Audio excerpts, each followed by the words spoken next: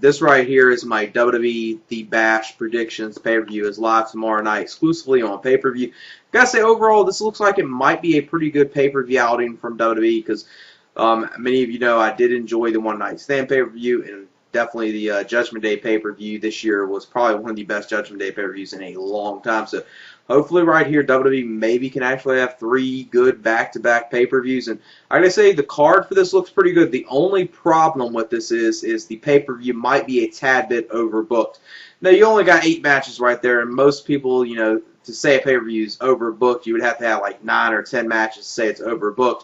But considering you got the 3 stages of hell for the WWE title, which is a 2 out of 3 falls match, and obviously it's going to go to the 3 falls.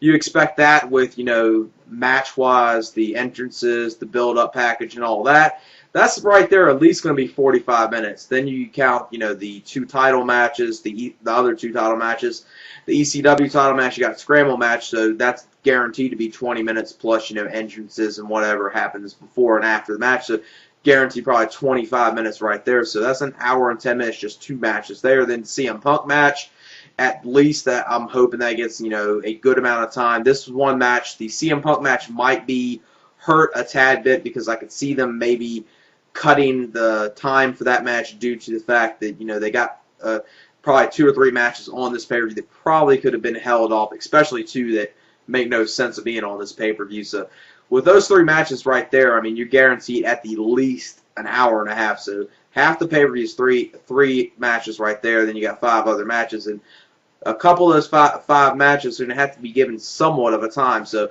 before I go on too much rambling here, let me get into my predictions of the pay-per-view. First matchup will be for the tag team titles, the unified tag team titles, with Legacy of Cody Rhodes and Ted DiBiase versus the Clones, Primo and Carlito. And this could be a very good tag team match, and I think this would be the best match to open the pay-per-view with.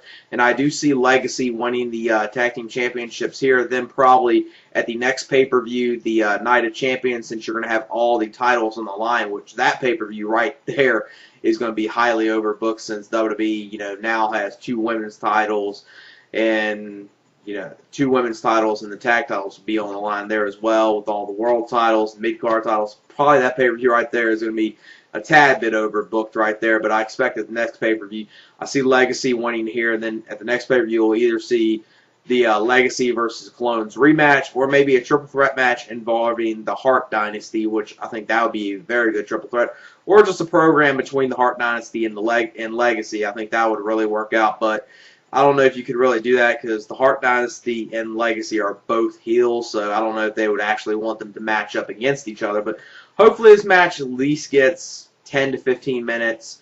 That's the one thing, like a lot of these matches I'm going to be somewhat worried about is how much time they're actually given. Now the next match is a match that spells out this is a match that's probably not even worthy of being on SmackDown. It's probably one of the only things on SmackDown that I don't like, because SmackDown right now is easily the best television show for wrestling.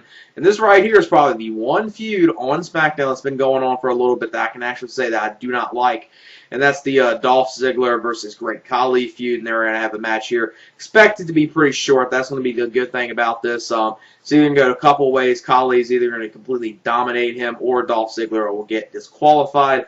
I see some way or another Dolph Ziggler being able to pick up the victory here and defeating Great Khali, whether it's Great Khali accidentally getting himself disqualified, or roll-up, or something with outside interference. But Dolph Ziggler, I do see picking up the victory here because WWE definitely wants to start pushing Dolph Ziggler. I'm not a fan of him, but I know when WWE is going to start pushing a guy, and you can definitely tell Dolph Ziggler is like one of the guys WWE is grooming to be a top star in the future. Especially if you heard the rumors with the whole Dolph Ziggler and Undertaker feud that they've been talking about maybe doing sometime down the line. And like I said, I see Dolph Ziggler winning that. Now the next matchup will be the women's title match with Melina versus Michelle McCool.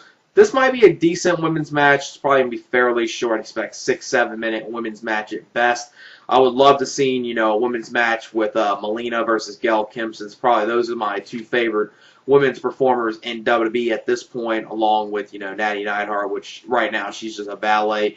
And Beth Phoenix really hasn't done much ever since this whole Santino thing they've done at WrestleMania, and her character's grown very stale. But this might be a decent women's match. I really don't dislike Michelle McCool as much as I used to. She is starting to improve. And Melina's a good overall worker, so I do see in this match, I see Melina retaining the women's title. It'd be pointless to have her lose at this point. Then the next matchup will be the ECW Scramble match for the ECW Championship, with Tommy Dreamer defending the title versus Jack Swagger versus Christian versus Finley versus Mark Henry. And out of those 5, you really only got one performer that is bad, and that is Mark Henry. So just as long as Mark Henry doesn't get involved in this match too much, this probably will be a good match, because I did enjoy the Tommy Dreamer, Christian, and Jack Swagger triple threat they had at One Night Stand. And Finley, Finley is a good veteran, and he can go in the ring, so don't mind him being a part of this match. In this match, I do see Christian regaining the ECW Championship. I do not see Tommy Dreamer retaining it here, so I see Christian winning it. But if Christian doesn't win, I can see Jack Swagger regaining it as well. But like I said, I see Christian regaining the ECW Championship here. The whole Tommy Dreamer reign, I think they just did that for the moment. They could say original ECW performer won the ECW Championship at the One Night Stand pay-per-view. Not One Night Stand, but the Extreme Rules pay-per-view. I mean. Then the next matchup, which this match right here. Should be very good. One of the main matches I'm looking forward to on this pay-per-view, and that's Rey Mysterio versus Chris Jericho. These two have had a lot of good matches on pay-per-view. Even the matches they did on SmackDown or Raw towards the last 2-3 months have been very good and enjoyable. So this match should be very good, and the storyline to it's real good. It's Mask versus IC title. With that stipulation right there, even though I could see them maybe going for the mask and having Rey lose the mask, because Rey's obviously, he's removed the mask in WCW, but WWE doesn't really, acknowledge that, obviously. But as far as Rey Mysterio losing the mask, I really cannot see it happening. That will, adversely affect the merchandise sales, because for Rey Mysterio merchandise, so it's pretty much the mask, and that's pretty much the selling point of Rey Mysterio. Rey Mysterio is, exciting guy to watch, but the mask, without the mask, I don't see Rey Mysterio being, as entertaining as he was. Just case in point, look at how great it did WCW, and I don't think I have to go into that. So Rey Mysterio in this match, I do see him getting the IC Championship from Chris Jericho and winning this match, just because I cannot see him losing this match right here. That would somewhat shock me, since Vince McMahon's all about the merchandise sales, and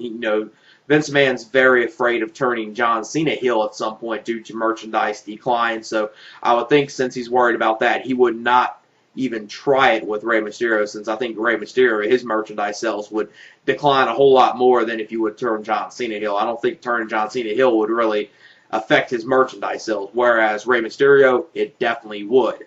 Now, the next matchup will be for the World Heavyweight Championship, CM Punk versus Jeff Hardy. And I see CM Punk winning this match. I don't see him losing the title already. But the one thing you got to think, Edge is not on a match on this pay-per-view. This is like one of the first pay-per-views, and I can't remember how long it's been. Probably since Edge got injured a little while ago, that hasn't had a pay-per-view match. So expect him to maybe interfere in this match and then play it off in a way where CM Punk wins this match and retains the title due to Edge's interference, and kind of, slowly building CM Punk more up to being a heel, because I'm obviously expecting this match CM Punk to get the heel reaction, like I said before in one of my recent videos about this whole match right here. WWE's pretty much, this is the match going to be guaranteed if CM Punk is going to be pushed as a full-fledged heel, or he's going to be a babyface, or maybe just a tweener. But I expect him to get a heel reaction here, and if they do the thing with Edge getting involved, but CM Punk, still, wanting to retain his title, even though he knows he's going to retain it in a shady fashion, that could be, more build up to have him become a, full-fledged heel by the time of SummerSlam. Then the next matchup is going to be John Cena versus The Miz, and this could be a very interesting and very enjoyable match. They definitely have been building it up pretty good, so I'm looking forward to this. Within this match, I see The Miz some way or another actually picking up the victory in this match, probably due to, outside interference from Big Show or something like that, or John Cena gets himself disqualified, because this seems like a match they're probably going to be, building up for at least 2 more pay-per-views since you got the Night of Champions coming up. Well, obviously, since, neither one of them have the championship there, neither one would be taking on each other there. But I see this maybe leading to a John Cena versus Miz program leading up to maybe at least till SummerSlam. I see them possibly doing that. And I see Miz winning this match some way or another because the way they've been kind of building Miz up, if they have him go in here and John Cena just completely dominate him, that would really, really hurt the Miz. But it wouldn't shock me if they went that route, but I see them some way or another, Miz picking up the victory, either from, a quick roll-up or Big Show getting involved. But like I said, it wouldn't shock me if they just have John Cena go in there and dominate him. But it should be a very good match. And if they have the match go the way with John Cena winning the match, the only way it could work is if John Cena actually, puts him over, kind of like a big top star of the future, kind of like the match that John Cena and Jack Swagger had on Raw a couple months ago. If it's that type of match and John Cena goes over, then it's going to be good for The Miz. If it's a match where John Cena is going to dominate him the whole match and The Miz just looks like a complete bitch, then that's really going to affect his character. But like I said, I see some way or another Miz actually shockingly picking up the victory on John Cena. Then you got the main event, which is Randy Orton versus Triple H for the WWE Championship in a 3 Stages of Hell match. The first fall is going to be a regular wrestling match. Second fall, falls count anywhere. The third fall, stretcher match.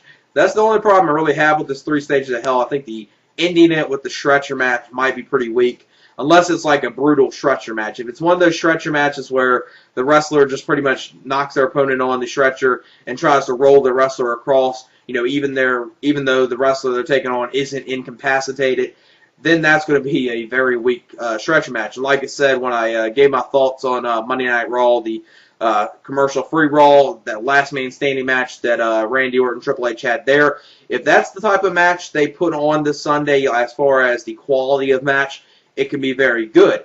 But then again, Triple H and Randy Orton are kind of very inconsistent on pay-per-views. Case in point, just look at their WrestleMania match, and then look at their matches they've had, other matches on pay-per-view, like their cage match, I think at the Judgment Day pay-per-view of 2008, or either One Night Stand, Extreme Rules, whatever pay-per-view was called. That was a really terrible cage match. So you got that, but they have performed good in Last Man Standing, because Backlash 2008, you had a Fatal 4-Way that lasts after 2 people were eliminated. You had them go in Last Man Standing. That was good. Then Raw, they had a good Last Man Standing. So I was kind of hoping maybe they would have done the whole Last Man Standing thing again. But I guess since they ended the whole thing with both wrestlers not being able to answer the 10 count, that might have been kind of stupid to do that. But I think it would have been better to have some better third fall than a stretcher match, unless it's a very brutal stretcher match, because there's very few stretcher matches I enjoy. I know, unless you kind of classify the Kane and Shane matches where they had an ambulance match, which was somewhat of a stretcher match. Then the RVD versus Sabu ECW stretcher match, which in my opinion is the very best stretcher match I've ever seen. So if it's like that, it could be good, but then it could be a weak stretcher match like RVD and Randy Orton had at one pay-per-view at one point. So like I said, this main event could go either way. It could be very good or it could be very stale. So, and plus it's going to be pretty long. So hopefully it's a good match and it's not just, 40 to 45 minutes of complete boredom. And in this match, I see Randy Orton. Actually, I see Randy Orton retaining the title. I don't see Triple H winning the title in this match, just due to the fact that I see Triple H not winning the title until SummerSlam. I think you're probably going to get the rumored Hell in a Cell match with Randy Orton versus Triple H at the SummerSlam pay-per-view, since they're kind of building up that, they're doing 3 Stages of Hell, and the third fall is kind of weak stretcher match. You would expect something like a cage match, but I guess they didn't want to do cage match since they probably are saving that till the SummerSlam pay-per-view, Hell in a Cell. They'll probably do, even though there's been other rumors saying there's a WWE pay-per-view where they might think about doing multiple Hell in a Cell matches, which kind of sounds interesting. I don't know how that would work out. So, let me just go through my quick predictions. I see Legacy. I see them winning the Tag Team Championships, Unified Tag Team Championships. Dolph Ziggler defeating Great Khali. Melina retaining the Women's Championship. Christian winning the ECW Championship. Rey Mysterio win the IC Championship just due to the fact I don't see him losing the mask, and that would really adversely affect the sales of merchandise for Rey Mysterio. CM Punk winning due to Edge's interference or some way or another with him winning in some heelish form, since they're obviously going to be building him to be a top heel on SmackDown, since I'm expecting that's going to be the type of reaction he will get this Sunday, or tomorrow, I mean. Then the next match will be, the other match, John Cena and Miz. I see that Miz winning that some way or another, interference from Big Show or just a roll-up or something like that. Or if they go the other route, John Cena win, they'll at least, put over Miz as a top star. At least hopefully that's the way the match goes. Then the main event, I see Randy Orton winning 3 stages of hell. In the first fall, I see Randy Orton getting himself intentionally disqualified. Triple H will get the win in the first fall. Then the second fall, I see Legacy coming out there, beating up Triple H in a Falls Count Anywhere match, hit him with a sledgehammer chair or something like that, and getting the pinfall there. Then the stretcher match, since it'll be okay for Randy Orton, since he's, a heel, it'd be okay if Randy Orton does the thing where, he just wants to throw the wrestler on there and get him across just so he can keep a hold of the title. Triple H does that, it wouldn't make any sense. Orton doing it would be okay. So that's my predictions for the Bash pay-per-view that's coming on tomorrow night, live exclusively on pay-per-view. And I'll obviously be giving my thoughts and review of that pay-per-view a little after it airs. So expect, a review of that late Sunday night, early Monday at the latest. So, yeah, that's it for my predictions of the Bash pay-per-view. And obviously it's going to go to the 3 falls. You expect that with, match-wise, the entrances, the build-up package, and all that. That's right there at least going to be 45 minutes. Then you count, the 2 title matches, the other 2 title matches. The ECW title match, you got a Scramble match, so that's guaranteed to be 20 minutes plus, entrances and whatever happens before and after the match. So guaranteed probably 25 minutes right there. So that's an hour and 10 minutes, just 2 matches there. Then CM Punk match, at least that I'm hoping that gets, a good amount of time. This one match, the CM Punk match, might be hurt a tad bit because I could see them maybe cutting the time for that match due to the fact that, they got probably 2 or 3 matches on this pay-per-view that probably could have been held off, especially 2 that make no. This right here is my WWE The Bash Predictions pay-per-view. Is live tomorrow night exclusively on pay-per-view.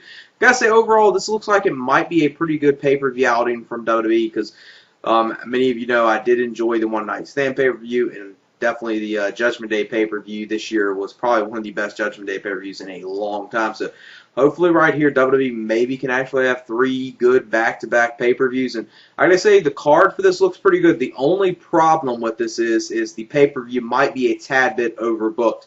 Now, you only got 8 matches right there, and most people, to say a pay-per-view is overbooked, you would have to have like 9 or 10 matches to say it's overbooked.